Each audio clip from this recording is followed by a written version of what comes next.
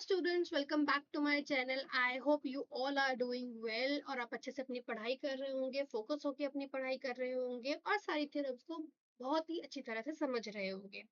तो चलिए आज हम बात करते हैं एक बहुत ही इंपॉर्टेंट थ्योरम की, जो कि है थ्योरम 1.3, जो कि हम एनसीईआरटी से ले रहे हैं। जो कि एनसीईआरटी की थ्योरम है।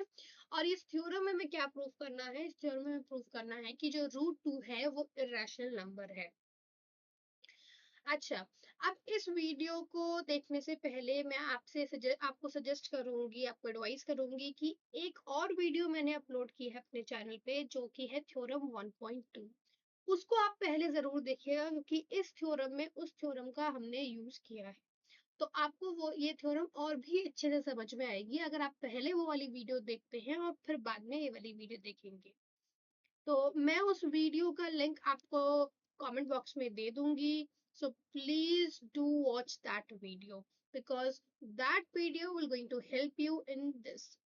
ओके, तो चलिए स्टार्ट करते हैं अपना प्रूफ। तो हमारा ये जो हमें प्रूफ करना है थ्योरम 1.3, उसमें यही प्रूफ करना है कि रूट टू एक इरेशनल नंबर है। अच्छा, जब मैं आपकी एज में थी तो ये थ्योरम मुझको सबसे डिफिकल्ट थ्योरम लगी थी, क्योंकि बहुत कुछ चलता है इस थ्योरम में, बहुत कुछ हम अज्यूम करके चलते हैं। अ, बहुत कुछ क्या, एक्चुअली सब कुछ ही हम लोग अज्यूम करके चलते हैं इसमें, तो हमें बहुत ज्यादा सब चीज ध्यान में रखनी पड़ती है। तो आप यकीन मानिए, आज अगर आप इस वीडियो को देख लेते हैं तो आपके सारे डाउट्स क्लियर हो जाएंगे इस थ्योरम को लेके। एंड मैं आपको एक बात बताना चाहती हूँ कि ये बहुत ही इंपॉर्टेंट थ्योरम है। किसी ना किसी सेट में आपको कोई ना एक क्वेश्चन जरूर इस थ्योरम का मिल जाएगा। तो इसलिए इस थ्योरम को अच्छे से पढ़िए, ध्यान से पढ़िए। और इस वीडियो को देखने से पहले जो थ्योरम 1.2 है उसकी वीडियो को जरूर देखिए। तो चलिए अब हम स्टार्ट करते हैं अपना प्रूफ, जो कि है रूट टू इज इरेशनल। अच्छा, सबसे अच्छी बात इस थ्योरम की मैं आपको बताऊं, तो इसमें कोई स्टेटमेंट नहीं है। जैसे बाकी थ्योरम्स में हमको स्टेटमेंट लर्न करनी पड़ती हैं, ध्यान रखनी पड़ती है, इसमें कोई भी स्टेटमेंट नहीं है। लेकिन इसमें भले ही स्टेटमेंट ना हो, लेकिन काफी चीज हमको दिमाग में रखनी पड़ेंगी, काफी चीज हमको एज्यूम करके चलनी पड़ेंगी। तो चलिए स्टार्ट करते हैं। तो अब हम बात करते हैं root two is irrational. I'm really sorry. अच्छा, तो हमें प्रूव करना है रूट टू हमारा इरेशनल नंबर है, लेकिन हम इसको लेके नहीं चलेंगे। ठीक है, हमें क्या करके चलेंगे इसमें कि हम रूट टू जो है वो रैशनल मान के चलेंगे। रैशनल मान के चलते चलते हम इसको इरेशनल प्रूव कर देंगे। अब कैसे करेंगे, चलिए वो बात करते हैं। तो हमने अज्यूम किया कि रूट टू जो है हमारा वो एक रैशनल नंबर है।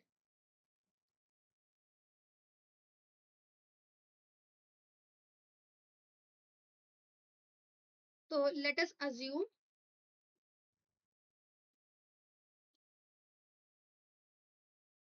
टू द कॉन्ट्ररी मतलब कि हमें प्रूफ इरेशनल करना है, लेकिन हम इरेशनल को लेके नहीं चल रहे हैं, उसका उल्टा ही लेके चल रहे हैं, रैशनल नंबर लेके चल रहे हैं। तो इसलिए हमने लिखा है टू द कॉन्ट्ररी।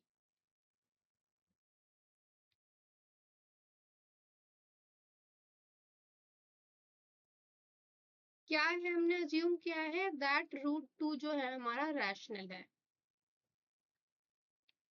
अब रैशनल नंबर है तो हमें पता है कि रैशनल नंबर क्या होते हैं, पता है ना।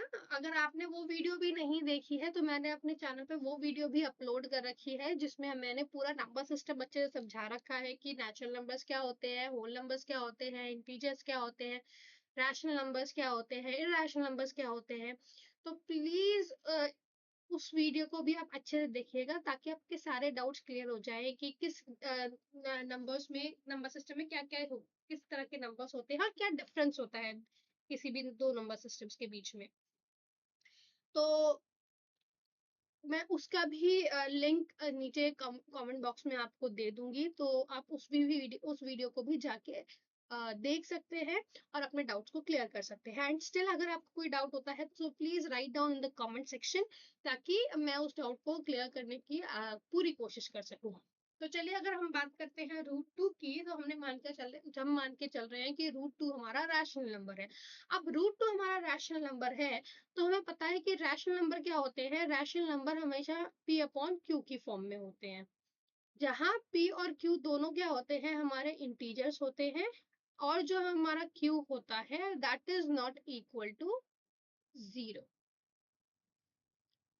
तो ये होते हैं हमारे rational number. So rational numbers क्या होते हैं, तो रैशनल नंबर्स को हम लोग p अपॉन q की फॉर्म में लिखते हैं, जहाँ p हमारा न्यूमरेटर है, q हमारा डिनोमिनेटर है। दोनों ही न्यूमरेटर डिनोमिनेटर हमारे इंटीजर्स होते हैं, एंड डिनोमिनेटर जो होता है वो 0 के इक्वल नहीं होता है।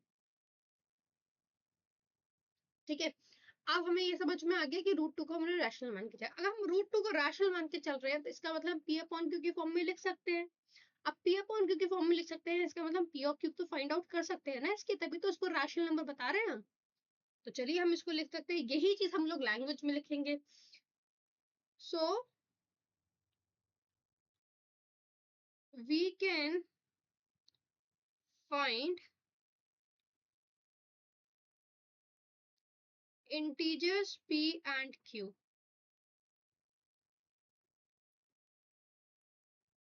जहाँ पे q है वो नॉट इक्वल टू 0 है, such that root two is equal to p upon, क्योंकि रैशनल नंबर है तो p अपॉन q की फॉर्म में इसको लिख देंगे। अच्छा मैं आपको एक बात बताऊं, तो मैं यहाँ पे p एंड q लेके चल रही हूँ, क्योंकि मेरा जो यूजुअली मैं इंटीजर्स लेती हूँ रैशनल नंबर्स में वो यही लेती हूँ। लेकिन जब आप इसको बुक के थ्रू पढ़ेंगे तो वहाँ r और s ले रखा है, तो आप ज्यादा कंफ्यूज मत होइएगा उसको लेके।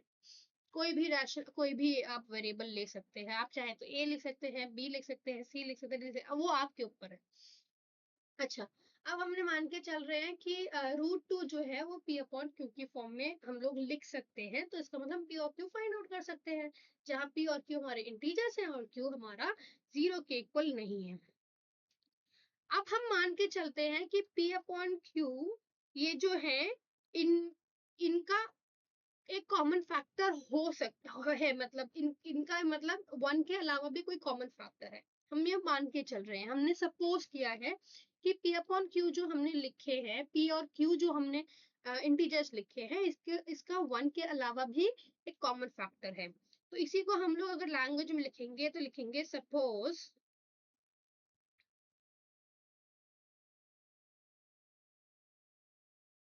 p and q have a common factor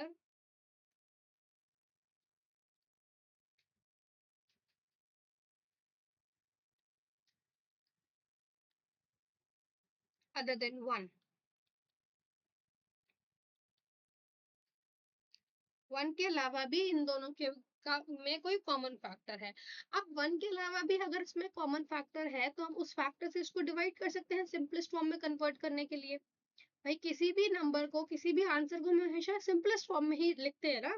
तो इसका मतलब इसमें अगर कोई और कॉमन फैक्टर है, तो इसका मतलब हम इस p अपॉन q को उस कॉमन फैक्टर से डिवाइड कर देते हैं, और डिवाइड करने के बाद हमें एक नया रेशनल नंबर, एक नया रेशनल नंबर मिल जाएगा।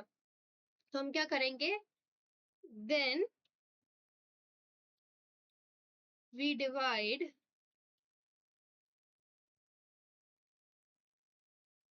बाय द कॉमन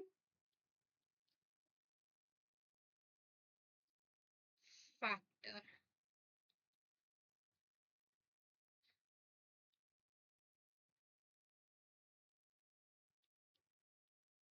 ताकि हमें क्या मिल पाए कि रूट टू जो है, अब वो p अपॉन q नहीं है। हम एक मान के चलते हैं, कोई नई वेरिएबल ले लेते हैं, सपोज कीजिए हमने वेरिएबल लिए a अपॉन b, अब वो a अपॉन b की फॉर्म में है ना। अब वो a अपॉन b की फॉर्म में, p अपॉन q तो पहले थे जिनमें कॉमन फैक्टर था, कॉमन फैक्टर से हमने डिवाइड कर दिया, तो हमारे पास नया रेशनल नंबर आ गया a अपॉन b की फॉर्म में। अब ये जो a और b है वो को प्राइम नंबर्स है। को प्राइम नंबर्स मतलब क्या होते हैं, को प्राइम नंबर्स वो नंबर होते हैं जिनमें कोई भी कॉमन फैक्टर नहीं होता अदर देन 1।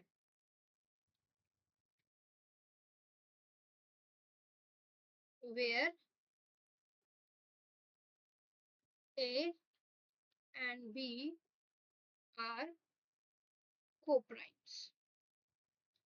को-प्राइम आप बिल्कुल भी कंफ्यूज मत होइएगा कि प्राइम नंबर्स ही होते हैं, नहीं, को-प्राइम प्राइम नंबर्स ही नहीं होते, बस 7 8 दोनों में कोई भी कॉमन फैक्टर नहीं है देन 1, सो ये को-प्राइम नंबर्स हो गए। प्राइम नंबर्स और को प्राइम नंबर में थोड़ा सा डिफरेंस होता है। प्राइम नंबर्स वही नंबर्स होते हैं जो प्राइम होते हैं, जिनमें कोई भी जिनके दो ही फैक्टर्स होते हैं, लेकिन को प्राइम नंबर्स का ये मतलब नहीं है कि प्राइम नंबर्स ही को प्राइम नंबर होंगे। मतलब मींस कॉम्पोजिट नंबर और प्राइम नंबर भी को प्राइम नंबर्स हो सकते हैं, क्योंकि उनमें भी कोई भी कॉमन फैक्टर नहीं होता अदर देन 1। चलिए, अगर हम यहाँ तक हमारी बात क्लियर हो गई कि रूट 2 जो हो गया वो a अपॉन बी हो गया। यहाँ से हम लोग क्या कर सकते हैं, अगर root 2 is equal to a upon b, तो हम लिख सकते हैं कि b√2 is equal to a। ये इधर मल्टीप्लीकेशन में चला गया, b√2 क्या हो जाएगा, a के इक्वल हो जाएगा। अब हम दोनों साइड पे स्क्वायर कर देंगे, तो squaring both side, squaring on both sides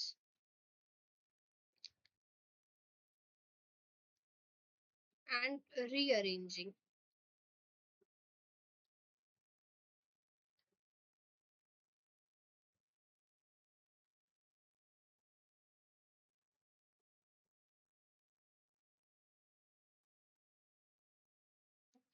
and rearranging।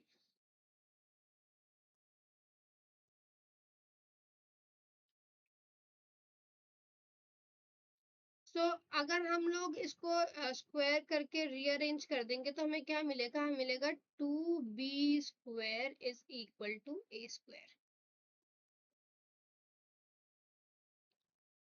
2b² is equal to a²। अब इसका मतलब क्या हुआ, 2b² is equal to a² का मतलब क्या हुआ कि जो a2 है, इसका मतलब यही तो हुआ ना कि b² is equal to a² divided by 2। इसका मतलब जो ये 2 है वो a² को डिवाइड कर रहा है, तो हम लिख सकते हैं therefore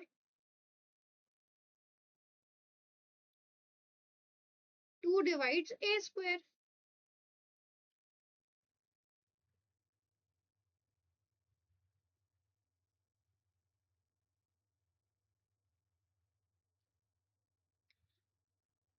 यहाँ से हम लोग थ्योरम, अब 2 डिवाइड्स a² है तो यहाँ पे हम लोग थ्योरम 1.2 का यूज करेंगे, जो मैंने आपको बात बोली थी कि मैं वहां भी बताऊंगी कि कहाँ हम थ्योरम 1.2 का यूज कर रहे हैं, ताकि आप को इजीली अच्छे से और भी अच्छे से समझ में आ जाए। इसलिए मैंने आपको बोला था कि आप इस वीडियो को देखने से पहले थ्योरम 1.2 की वीडियो को जरूर देखिएगा।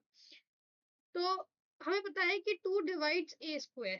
अगर 2 a² को डिवाइड कर रहा है तो हमें पता है बाय थ्योरम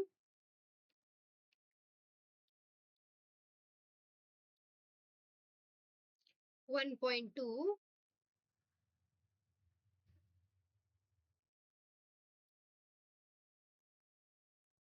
1.2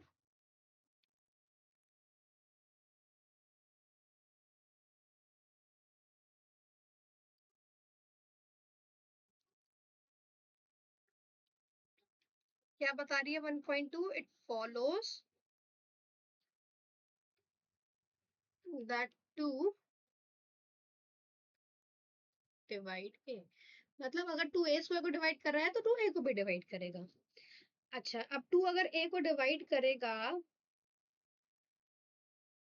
तो हम 2 अगर a को डिवाइड करेगा, 2 अगर a को डिवाइड करेगा, अगर हम सपोज कीजिए कोई भी नंबर को डिवाइड करेंगे, सपोज कीजिए 8 डिवाइड बाई 2, तो एक हमें नया नंबर मिलेगा ना 4। 16 डिवाइड बाई 2 नया नंबर मिलेगा 8।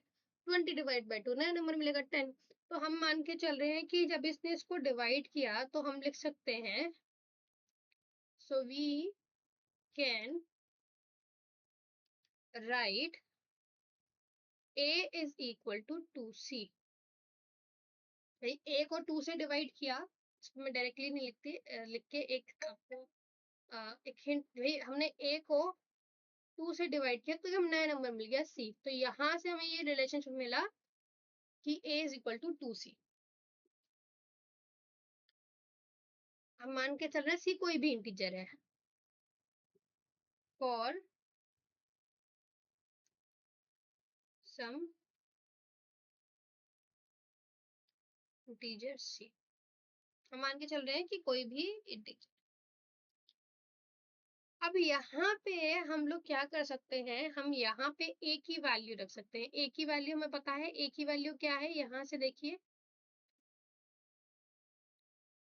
यहाँ से देखिए ए की वैल्यू क्या है, ए की वैल्यू 2b² है। 2b² है ए की वैल्यू। तो यहाँ से हम लोग वही करेंगे कि हम वैल्यू को सब्स्टिट्यूट करेंगे। तो substituting for a,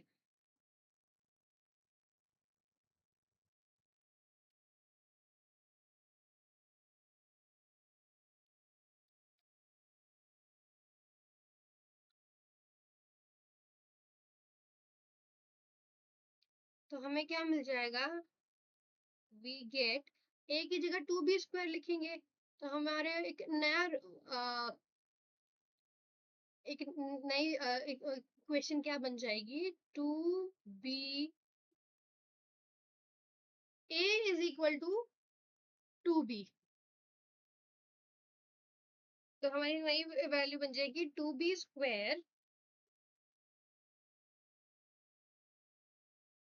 is equal to 4c²। Square भी कर दिया हमने आता, क्योंकि स्क्वायर लेना है, स्क्वायर है ना, मैं तो हम स्क्वायर ही लेंगे, तो हम इसको स्क्वायर कर देंगे। आई एम रियली सॉरी, अगर आपको कोई नॉइस आ रही है तो प्लीज आज के दिन इस वीडियो में उस नॉइस को इग्नोर कीजिएगा। नेक्स्ट टाइम से मैं इस चीज का ध्यान रखूंगी कि किसी भी तरह की नॉइस आपको डिस्टर्ब ना करे वीडियो के दौरान। चलिए बात करते हैं। तो हमने क्या करा, हमें 2b² की वैल्यू पता है, दैट इज a², तो हमने स्क्वायर ही कर दिया दोनों साइड। जब दो स्क्वायर कर देंगे दोनों साइड, तो ये स्क्वायर करने पे क्या हो जाएगा, a² इज इक्वल टू 2 का स्क्वायर 4 और c²। अब a² की वैल्यू हम क्या ले सकते हैं, 2b², so 2b² equal to 4c²।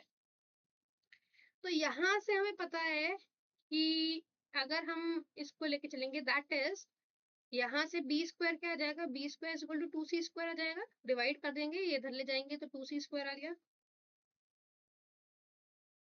इसका मतलब 2 जो है वो यहाँ से भी देखिए आप, 2 क्या करेगा, इसका मतलब क्या है, इसका मतलब ये है, इसका मतलब ये है कि b² divided by 2 is equal to c², यानी 2b को भी डिवाइड कर रहा है, 2b को डिवाइड कर रहा है ना। So this means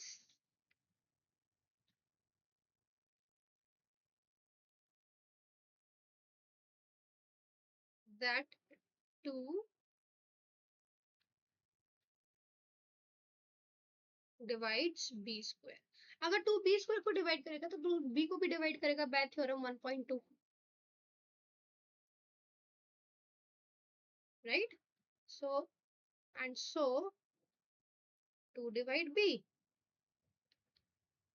2 divides b by theorem 1.2।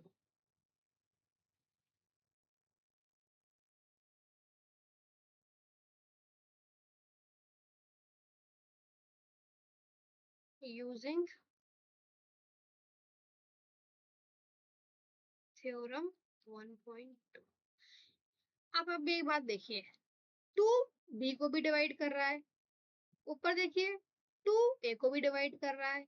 और अभी हमने बात करी थी, पीछे देखिएगा, यहाँ पे हमने बात करी थी कि हमारे पास a/b है, जो कि क्या है, हमारे को प्राइम नंबर्स है। को प्राइम नंबर्स, इसमें कोई भी कॉमन फैक्टर नहीं है हमारे पास। लेकिन यहाँ पे हमारी बहुत कॉन्ट्राडिक्ट कर रही है, क्योंकि अब इसमें कॉमन फैक्टर निकल के आ गया ना भाई, 2 a को भी डिवाइड कर रहा है, 2 b को भी डिवाइड कर रहा है, इसका मतलब 2 कॉमन फैक्टर है दोनों का। तो दोनों कॉमन फैक्टर हो गया ना, कि जब 2 a को भी डिवाइड कर रहा है, 2 b को भी डिवाइड कर रहा है, तो a/b में कॉमन फैक्टर आ गया। और अभी जस्ट हमने पहले क्या लिखा था कि a और b में कोई भी कॉमन फैक्टर नहीं है, वो को प्राइम नंबर्स है। तो यहाँ हमारी बात कॉन्ट्राडिक्ट कर गई, यहाँ हमारी बात क्या कर गई, कॉन्ट्राडिक्ट कर गई। और जब ये कॉन्ट्राडिक्ट कर गई है, तो इससे हमारे पास क्या क्या कंक्लूजन अराइज होता है, कि जो हम अजम्पशन मान के चले थे कि √2 हमारा रैशनल है, वो अजम्पशन हमारी गलत है। इसका मतलब √2 हमारा रैशनल नंबर नहीं है, √2 हमारा इरैशनल नंबर है। क्योंकि हमारी बात प्रूफ में कॉन्ट्राडिक्ट हो रही है। हमने मान के चले कि a अपॉन b हमारे को प्राइम नंबर्स हैं, लेकिन जब हमने इसको सॉल्व किया तो ये हमारे पास ये कंक्लूजन निकल के आया कि वो ए और बी हमारे को प्राइम नंबर्स नहीं है, क्योंकि ए भी 2 से डिवाइड हो रहा है, बी भी 2 से डिवाइड हो रहा है। तो हमारी बात प्रूफ में ही कॉन्ट्रडिक्ट कर रही है। और प्रूफ में अगर हमारी बात कॉन्ट्रडिक्ट कर रही है, इसका मतलब एक ही है कि जो हम असम्पशन लेके चले थे कि √2 हमारा रैशनल नंबर है, वो हमारा रैशनल नंबर नहीं है, जब वो हमारा क्या है, इर्रेशनल नंबर है। बस अभी आप इसी चीज को हमें लैंग्वेज में लिख देना है। तो हम इसको ये लिखेंगे, therefore a and b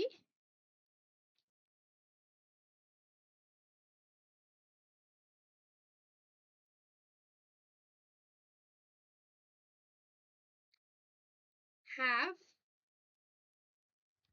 at least 2 as a common factor। ये तो अब प्रूफ हो गया है कि 2 कॉमन फैक्टर हुआ दोनों में, क्योंकि 2 a को भी डिवाइड कर रहा है, 2 b को भी डिवाइड कर रहा है।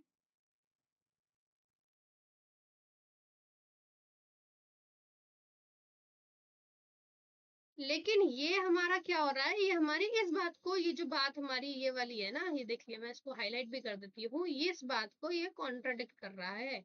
इस बात में हमने क्या लिखा है कि a और b जो है वो हमारे को प्राइम नंबर्स हैं। को प्राइम नंबर्स का मतलब इनमें कोई भी कॉमन फैक्टर 1 के अलावा कोई भी कॉमन फैक्टर नहीं हो सकता। और यहीं पे अपने प्रूफ में कॉन्ट्राडिक्ट हो रहा है कि उसमें तो कॉमन फैक्टर निकल के आ गया, तो हमारा कॉमन फैक्टर है।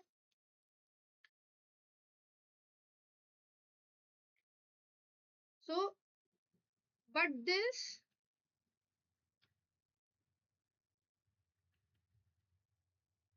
contradict the fact, क्या फैक्ट था, that a and b have no common factor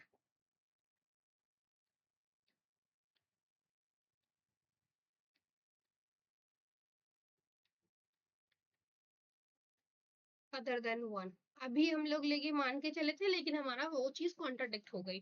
और इस कॉन्ट्राडिक्शन से क्या कंक्लूजन अराइज हुआ है, सो दिस कॉन्ट्राडिक्शन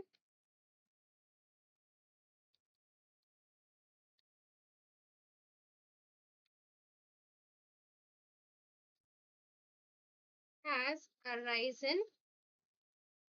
क्यों अराइज हुआ है ये, क्योंकि जो हम अजम्पशन मान के चले थे, वो कन्वेंशन हमारा गलत मान के चले थे, because of our incorrect assumption assumption assumption right। क्या assumption था, that √2 is rational।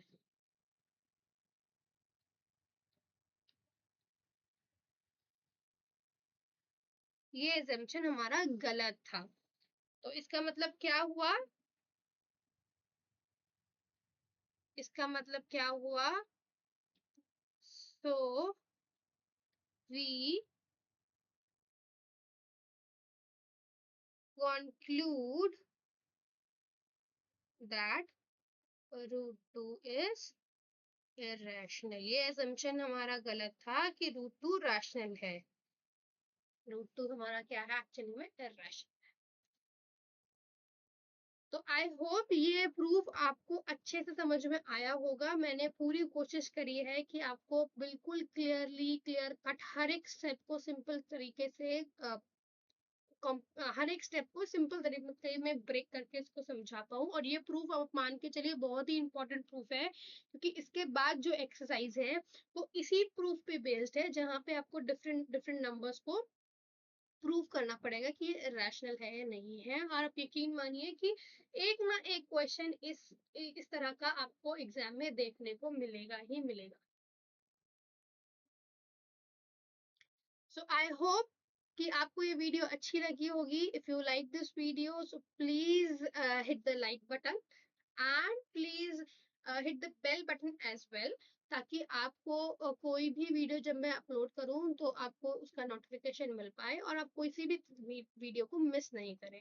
And please do share this video with your friends, ताकि आपको जैसे आपको ये समझ में आई है थ्योरम, औरों को भी अच्छे से इस थ्योरम ये थ्योरम समझ में आए और जो भी उनके डाउट्स हैं थ्योरम को लेके वो क्लियर हो। So thank you so much for watching this video. I hope you like this video. So we're going to meet in the next video. Till then, bye bye. Take care, everyone.